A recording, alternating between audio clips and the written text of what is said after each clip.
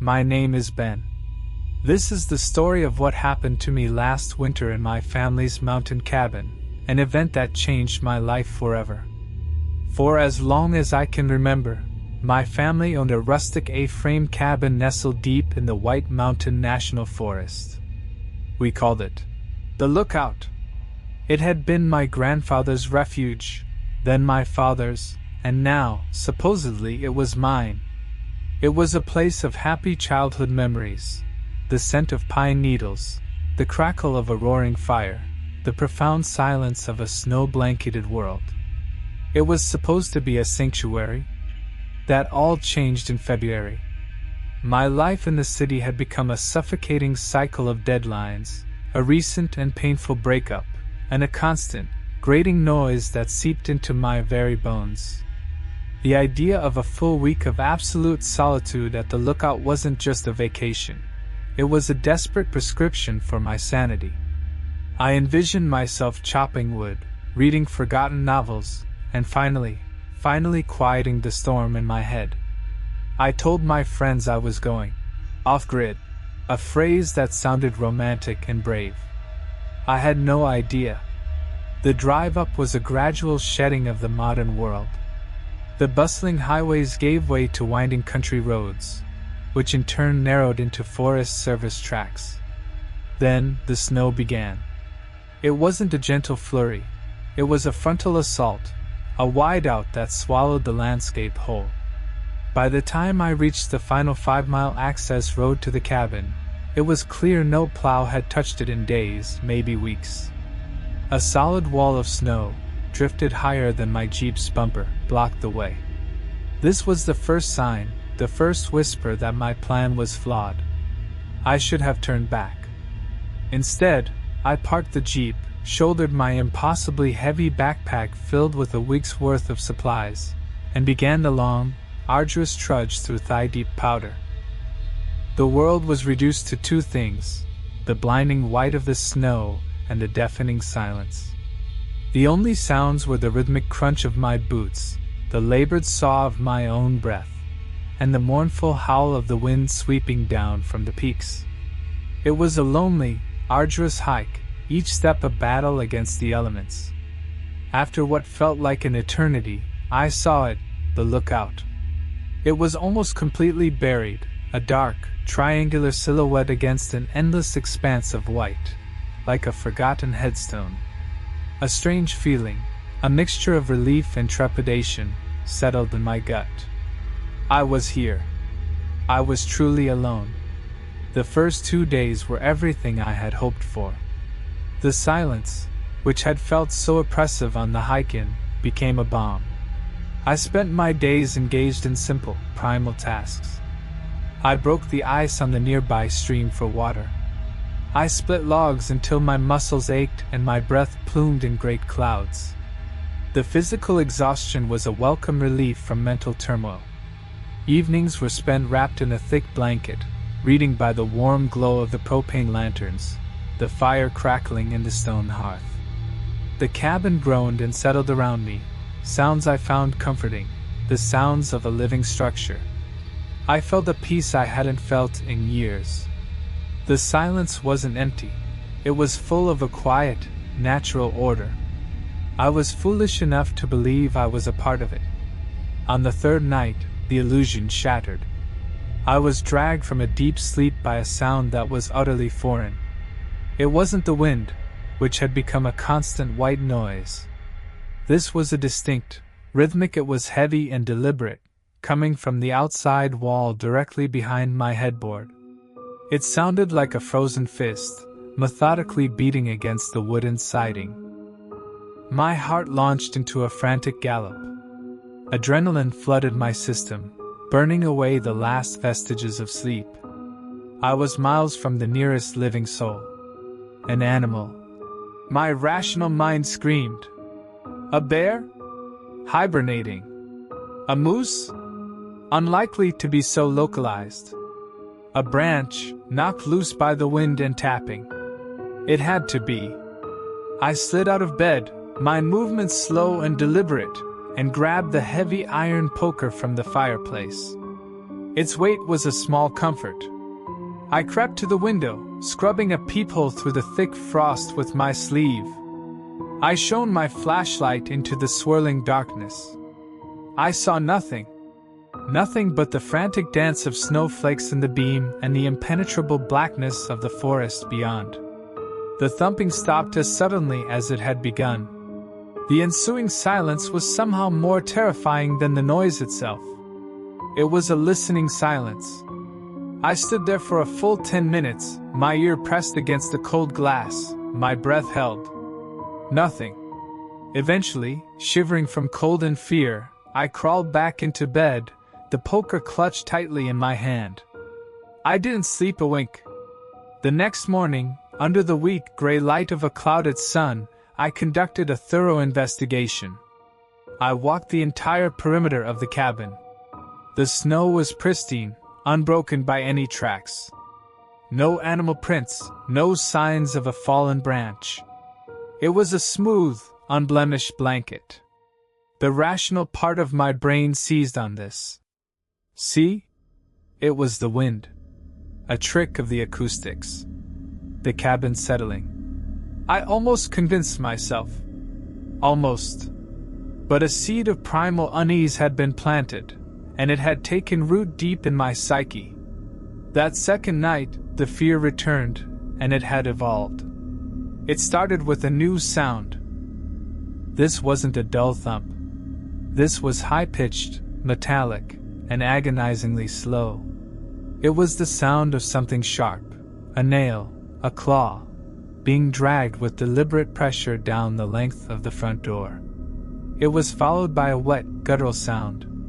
An inhalation, then a rattling exhale. It was sniffing. Loudly, intently, sniffing at the crack under the door, as if trying to catch my scent. I stood frozen in the center of the main room, the poker held in a white-knuckled grip. The sound was horrifyingly intimate. I could hear every tiny splinter of wood catching on whatever was making that terrible scratching. The sniffing was even worse. It was the sound of a predator, a large one, and it was right outside my only exit. "Go away!" I screamed, my voice shrill and cracking with a terror I had never known. The scratching stopped. The sniffing ceased. The silence that fell was absolute and heavy, a physical weight pressing in on the cabin. Then I heard it. A loud crunch as it took a step back on the packed snow of the porch. Then another. I listened, my ear pressed to the door, as the sounds of its footsteps, a strange, crunching, uneven gait, receded slowly around the side of the house and faded into the depths of the woods. I didn't even try to sleep. I barricaded myself in, piling a chair and a heavy trunk against the door, a pathetic defense against something that had felt so powerful. I sat with my back against the barricade, the poker across my lap, and stared into the dying embers of the fire until the gray dawn finally, mercifully, arrived. The following day was an exercise in pure terror. The bright sun and the serene, sparkling landscape felt like a sick, cruel joke. My sanctuary had become a gilded cage. The snow had continued to fall throughout the night, burying my Jeep even deeper. I was well and truly trapped. I tried the old landline phone, a relic from the 80s. The line was dead, not even a dial tone. The lines were undoubtedly down by the weight of the ice. My cell phone had shown no signal since I arrived. I was completely, utterly isolated. The silence I had once cherished now felt like a predator waiting to pounce.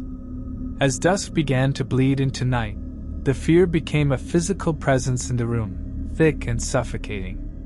I lit every lantern, trying to push back the encroaching darkness.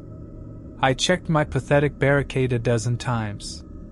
I knew, on some level, that it was useless. This thing, whatever it was, wasn't trying to break in. It was checking, testing the locks, toying with its prey. The thought was somehow more terrifying than a direct assault. The third night was the worst. It was the night it stopped making animal sounds and started to speak. I was huddled in a chair pulled close to the fire, jumping at every pop from the hearth and every groan from the roof. Then, a voice drifted in from outside. It was faint, muffled by the snow and the wind, but perfectly, heartbreakingly clear. "Ben!" it whispered. My blood turned to ice. It was my mother's voice. Not a rough imitation, but her exact tone, the gentle, loving cadence she used when I was sick or upset. My mother, who had died of cancer 3 years ago. "Ben, it's so cold out here. Let me in, honey. Please." A part of my brain, the last vestige of rationality, screamed that it was a trick, a horrific, impossible trick. But the sound was so real, so achingly familiar that a visceral, overwhelming urge to run to the door and throw it open surged through me. Tears sprang to my eyes. "You're not real!" I sobbed into my hands, clamping them over my ears. The voice stopped. For a long, agonizing moment, there was only the wind. Then, a new voice. This one was my own. It was my voice, but flat, dead, devoid of emotion. It was mimicking a conversation I'd had with my ex-girlfriend, Sarah, just a month ago, the memory of which was still a raw wound. "It's over, Sarah.